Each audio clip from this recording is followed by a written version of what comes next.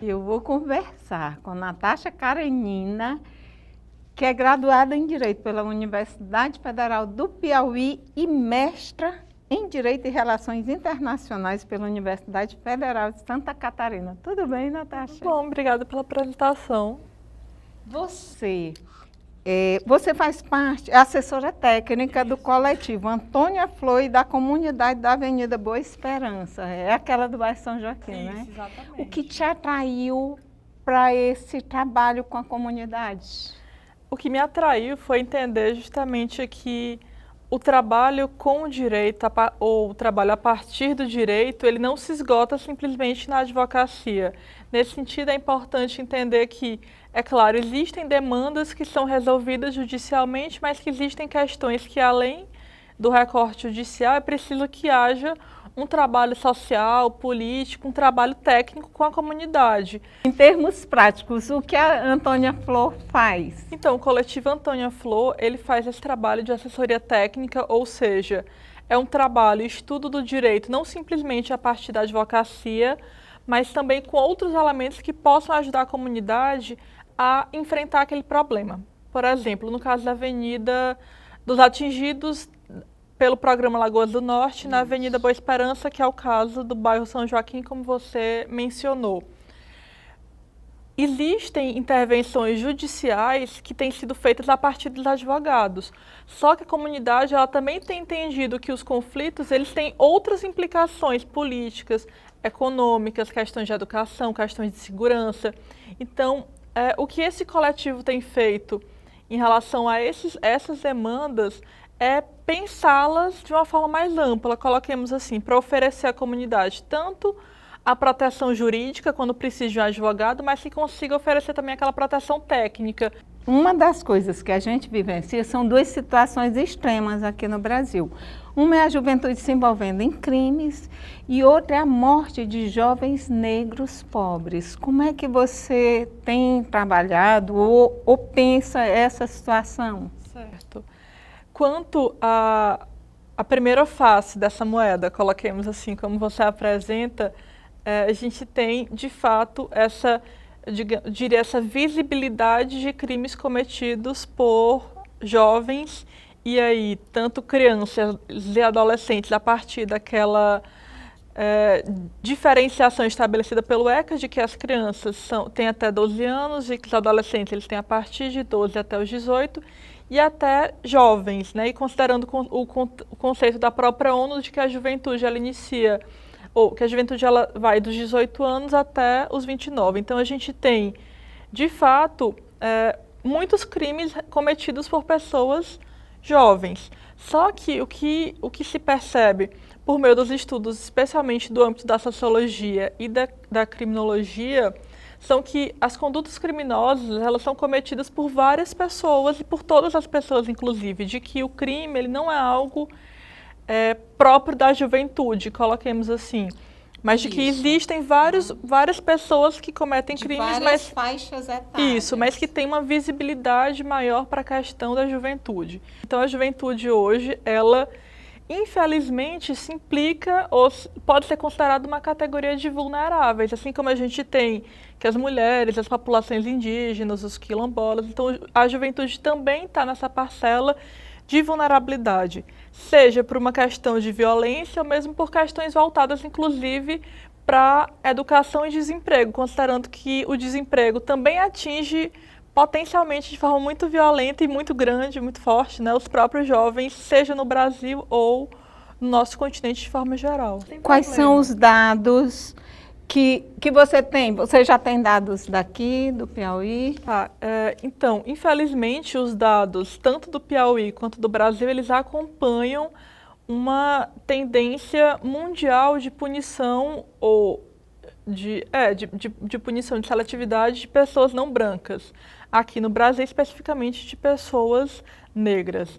A nossa população carcerária, ela é composta majoritariamente por pessoas negras, ainda que, claro, a gente tenha no Brasil até uma dificuldade para se identificar e se assumir enquanto negros, né? Então, aquele rol de pardos E negros, ele ocupa boa parte dos indivíduos que são presos, mesmo em estados como Santa Catarina, Rio Grande do Sul, que em tese teriam, tiveram um processo colonizatório diferente.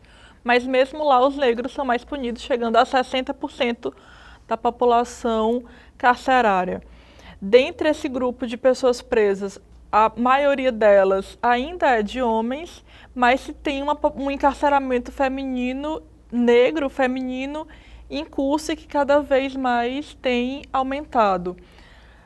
Essas pessoas, o perfil, né, do encarceramento brasileiro continua ainda voltado para homens jovens negros semi-alfabetizados, já que a gente passou por um processo de alfabetização que conseguiu alcançar a maioria das pessoas, mas que ainda demora para ter frutos geracionais, coloquemos assim. Então, as pessoas elas têm um grau de escolaridade suficiente para escrever o nome, por exemplo, né?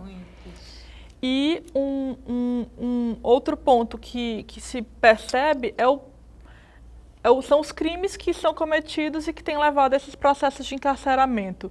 E quais crimes são esses?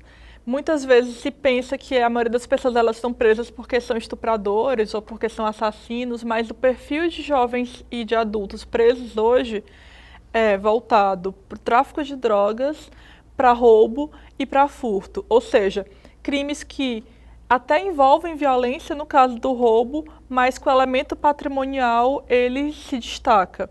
O percentual de homicídios, ele é um percentual baixo mesmo quando cometido por adolescentes, já que se tem também toda a criação de um senso comum em torno de os adolescentes, ou como se costuma chamar, né, de como os menores, eles estariam por aí estuprando as pessoas, cometendo assassinatos.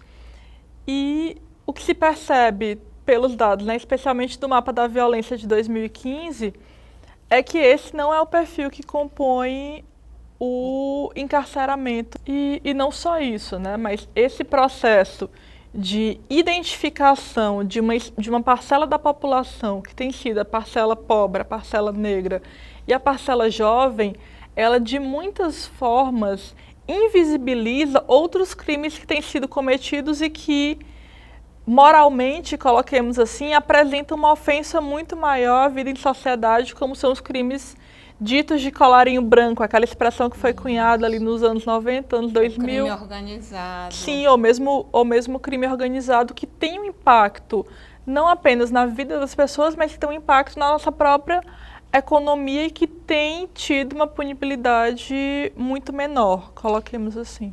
A gente pode falar que há um genocídio da juventude negra ou são, porque tem movimentos já colocando esse termo?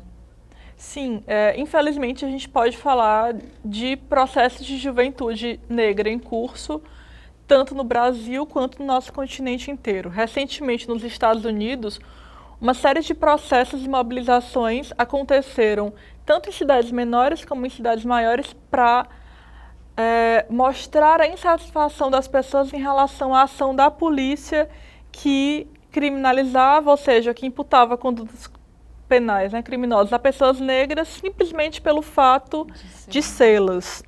A própria abordagem policial aqui no Brasil, ela tem sido uma abordagem racista no momento em que identifica o perfil do indivíduo criminoso a partir de sua cor e não a partir de outros elementos de formação de caráter, por exemplo, ou elementos de cunho moral. Além disso, existe uma continuidade de todos os processos pós-escravidão, porque ainda que se tenha tido uma liberdade formal dos negros, ainda não conseguimos chegar num patamar de igualdade real entre negros e brancos, tanto nos elementos de cunho cultural, especialmente na forma como nós lidamos com o diferente, o que ainda gera práticas racistas, práticas preconceituosas, seja em relação, como é o tema da própria conversa, né, em relação à própria tutela penal do Estado sobre a vida dos indivíduos.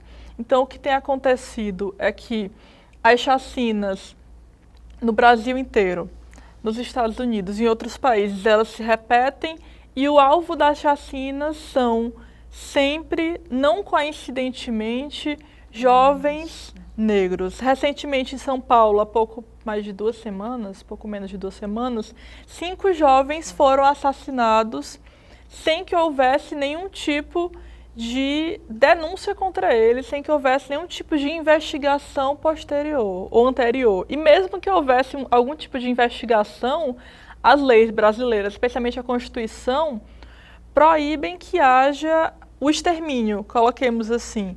Quando há um cometimento de um crime, a nossa pena não é uma pena capital, não é a pena de morte, mas é uma pena de prisão, uma pena de multa, uma pena de outra espécie. E o que tem que se percebido é que o julgamento da juventude tem sido feito de forma antecipada e a própria pena capital tem sido aplicada em relação a esses jovens. Tanto aqui em Teresina a gente teve um episódio ou episódios fatídicos há algum tempo, especialmente envolvendo o bairro Promorade, que alguns jovens, acho que 30 jovens faleceram em um mês, um número bastante alto, seja em virtude dos próprios conflitos de gangue, seja por disputas de tráfico de drogas ou outras, ou mesmo como resposta da polícia aos ocorridos.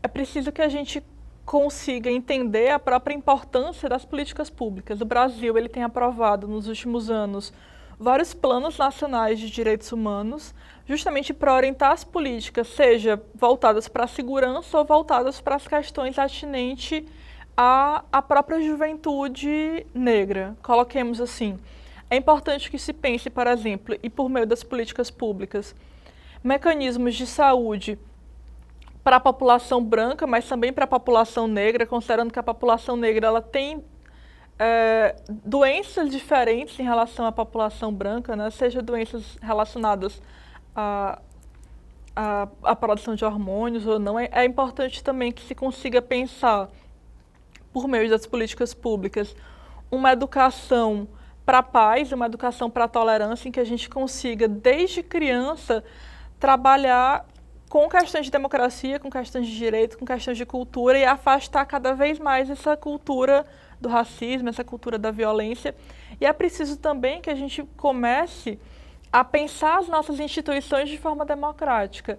É importante pensar uma mídia democrática que não julgue antecipadamente as pessoas, sejam elas pessoas jovens da periferia, sejam elas pessoas ricas também, né, que cometem crimes contra colarinho branco.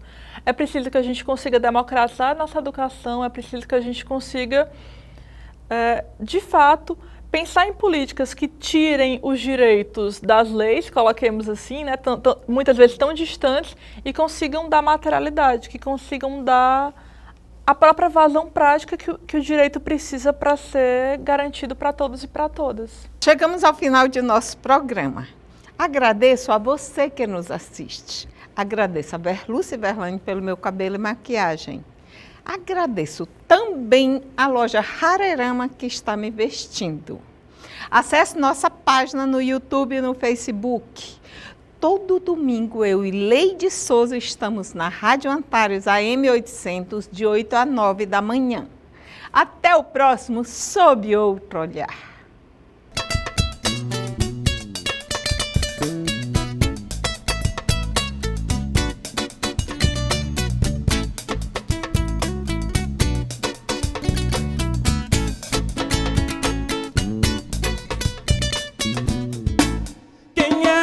Neguinha que gosta de tocar tambor. Quem é esse neguinho que não rima amor e dor? Quem é essa neguinha que gosta de tocar tambor? Quem é esse neguinho que não rima amor e dor? Não é de Angola ou pode ser Congo, Benguela, Chiquiri, nem da Bahia, Luanda, Guiné, Palmarinaí. Não é de Angola ou pode ser Congo, Benguela, Chiquiri, nem da Bahia, Luanda, Guiné, Palmarinaí.